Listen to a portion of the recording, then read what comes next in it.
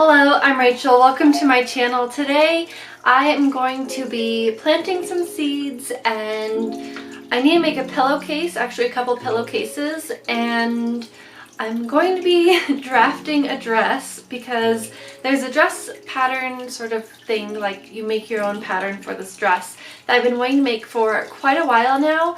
And I follow the lady on YouTube and she had posted a video that she's going to be doing kind of like a workshop to do this dress, and so I figure I was going to make this dress anyways, and so I guess now is the right time to do it. So I've already got all my fabric, but today I'm going to go over to my aunt's and have her help me take my measurements and things, and I got some cheaper fabric to try it first just so that way I can sew everything and do a test run, and once I figure it out then I am going to probably try out some other kinds of fabric as well. But first I need to plant some seeds, and also I'd like to show you what's been going on in the garden bed. It's been like not quite 2 weeks since I planted some more seeds in my garden bed outside, and there's quite a few little things coming up, mostly lettuce that actually I planted this last fall.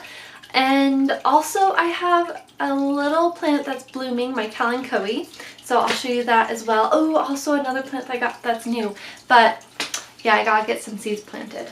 I'm going to be planting some borage, some echinacea, and some delphinium. The borage can be planted 1/4 to 1/2 of an inch deep, but these two need to be planted 1/4 of an inch deep. So I have a stick that I put 1/4 of an inch measurement and 1/2 of an inch measurement, so that way I can just make little divots in the soil and plant my seeds that way. So first we need to pre-moisten our soil.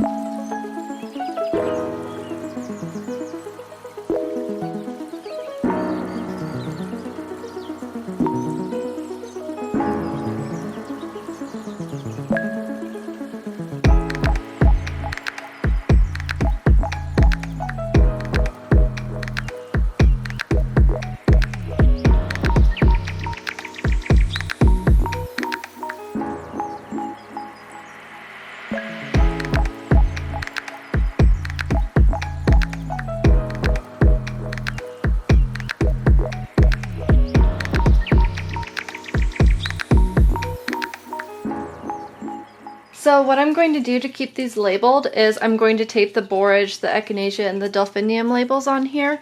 These have what they are on the back, so I don't have to worry about forgetting what these are, but that way I can know what they are on here without having anything sticking in the soil. Right here is feverfew, and I'm just going to remember that that's feverfew because obviously it's the only one that's not labeled, but I'm hoping that the feverfew works. The feverfew spreads so easily in my yard as well, but the chickens did a number on my perennial garden this year. These are all things I want to plant in my perennial garden this year for things that I want to have that can come back from seed or just from the roots itself. So we shall see how well this comes up. I've never used a humidity dome before because I normally just wait until it's warm enough to plant things outside. So I am curious to see how well this will work.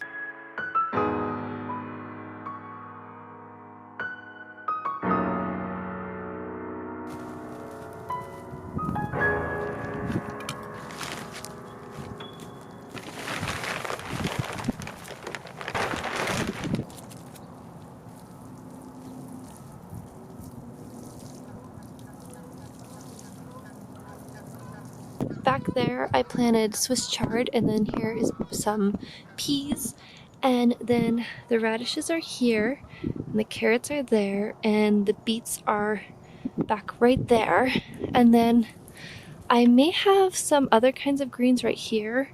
I'm not sure, I can't remember what I all planted this last fall. And then all this is lettuce. You can see that there's some that's grown really nice and good already. I mean, it's not a salad, but it's a nice sized leaf for a little baby plant so far. I'm pretty happy. And also the thyme is greening back up too, so I'm happy about that as well. I want to show you my plant that I got for my, well, I got it for myself for my birthday, and also my kalanchoe is blooming. This kalanchoe is actually a start from my mom's, that hers is like older than me, and it's finally bloomed. I mean, look, it's only 2 cuttings and it's bloomed now finally. The leaves themselves never really seemed like they would be happy enough to produce blooms, but they definitely are. They have grown a lot more, and now there's 2 beautiful bloom stalks. Now if we could just get you to bloom, that would be really nice. I guess since we're in the craft room, I will show you some other things I got. There's a project right there. I need to work on Gunther's dog bed, but I'm not really sure how I want to go about it yet. So stay tuned for more details on that, I guess, in another video. But I got this big basket. It's a little bit kind of broken-ish, but it's not bad enough to really affect the basket. And I wanted it as a big blanket basket or a work basket. I'm not sure which. And I really like candy dishes. And I actually found 2 of them. All this stuff that's in this basket I found on my birthday. This candy dish is in there so good. I really like it a lot because the lid isn't going to fall off and break very easily. My husband got a new timer for our lights, the grow light upstairs. And I thought this bowl would be so cool for some sort of a pot, like a terracotta pot, because some of them actually fit perfect in this. I already tested it out. But that way, when I paint them, like for my white pots or whatever color I decide to paint them, I don't have to have a matching saucer if I don't want to. And this holds a lot of water. So for things like peace lilies, it's really nice to have something that you can actually keep water in. Same with this one. It's fairly deep, so I could bottom water things in with this. I like containers like that, saucers that you can bottom water with. Of course, these aren't made to be saucers, but that's what I use them for. Then I got 2 trays, this one and then this bigger one here. This one is actually fairly deep, like ish, I guess, too, to where both of these, I think it'd be nice if I had African violets on them or something, where I had quite a few of them and they could all be bottom watered. I think that would be awesome. But anyways, this one could probably hold like 2 of the smaller terracotta pots, and this one could hold several, or a couple bigger ones. I think that'd be great. Also, you can use them to put snacks on too, so that's always a plus. And then I also got a whole bunch of picture frames. This one is the only one with pictures in it. I'm not going to keep the pictures in them, although they are pretty. I just don't like them together.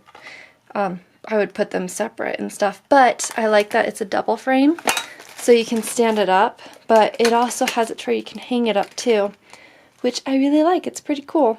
I think it'd be nice to have some pressed flowers in these, or cross stitches in them that match rather than things that don't really match. I don't know.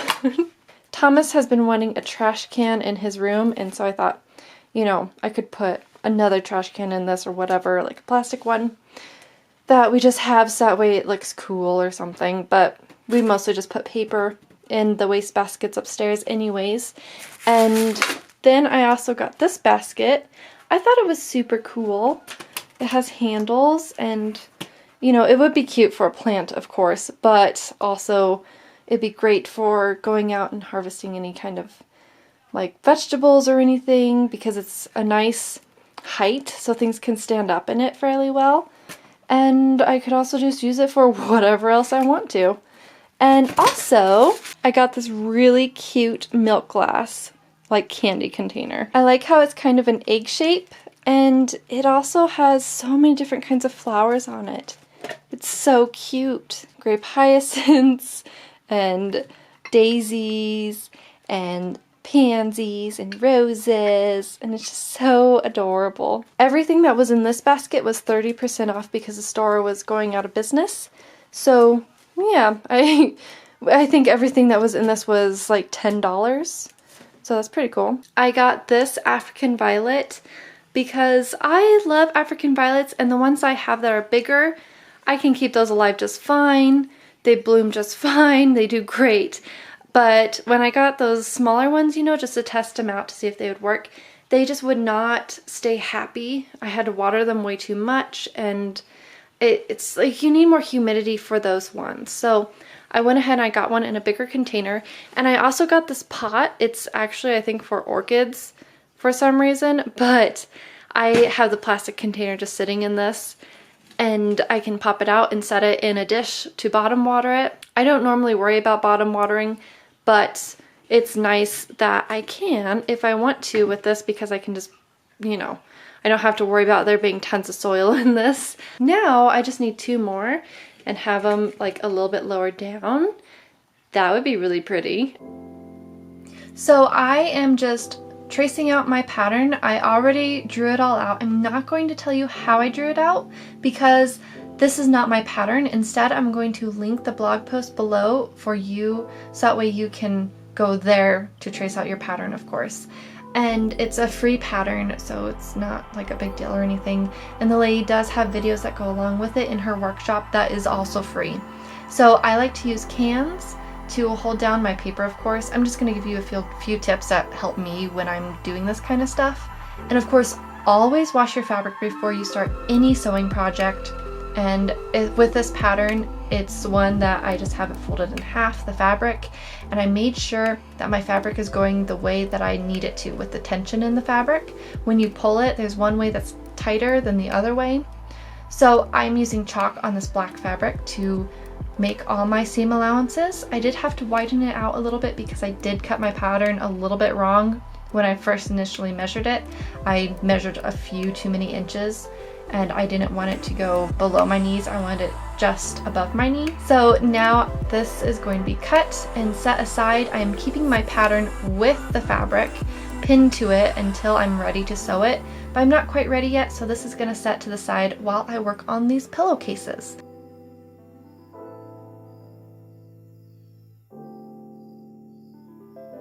So my husband, he only likes flannel pillowcases because something about it makes it to where his ear doesn't hurt from it. I don't really understand, like something to do with the fluff makes it to where he has more air circulation around his ear. I don't know. But I'm using a standard pillowcase just to measure it out. I have 2 yards of fabric that I cut in half to make 2 pillowcases.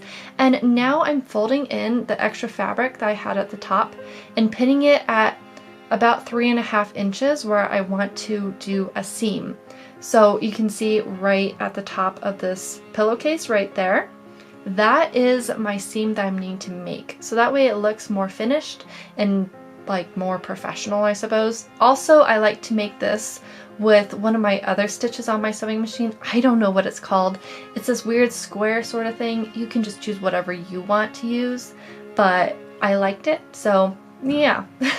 I am making that on the other side of this fabric, of course. These 2 I'm going to do first before I pin up the sides, so that way it's much easier to sew. Of course, it would be nigh on impossible to do it with the sides pinned up and sewed. So I'm just making sure that all my pins are going the right way and that they are straight. So that way it's easy for me to pull them out. And also, I want this seam to be as straight as possible because this one is one that the pillow is not going to fix. Because with your side seams, a pillow will fluff it out and you won't be able to really tell if you messed up on how straight your edge is. That's one of the things I love about pillows, is that they're very forgiving, but in this case you really want that top stitch to be nice and straight.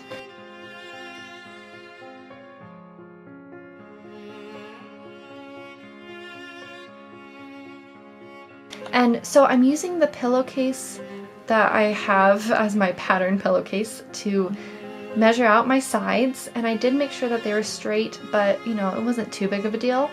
And so I'm using a zigzag stitch on the seams, on the side seams, and I'm making sure that when I start and when I end my stitch, I'm doing a backwards and a forward stitch just to kind of seal it up. You know, that's just something that I always do. Sometimes I get a little carried away with it, but I'm learning to not get too zealous with my back stitching. And so just fluffing it all out and making sure that my corners are poked out and it just turned out so well. The one thing that I did forget was for my top seam, I forgot to fold that in so that way I would have a really clean seam instead of a raw edge. But honestly, who's gonna be looking inside my pillowcases? No one. That would be really odd, actually, if someone was looking inside my pillowcases.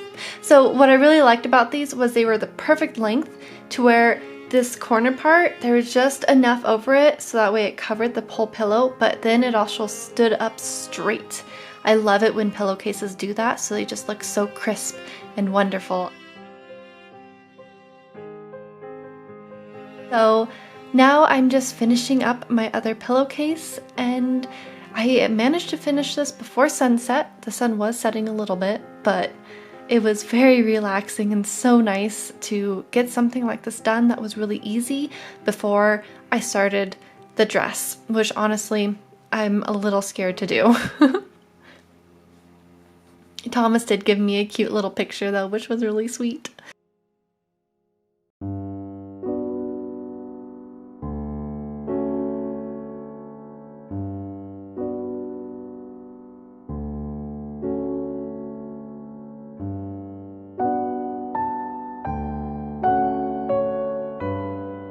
I have my pattern right here for my dress, but I do need to get this video edited and put out by tomorrow.